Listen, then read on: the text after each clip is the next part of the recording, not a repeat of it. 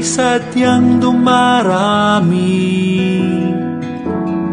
at ang sagot ay paunti ng paunti.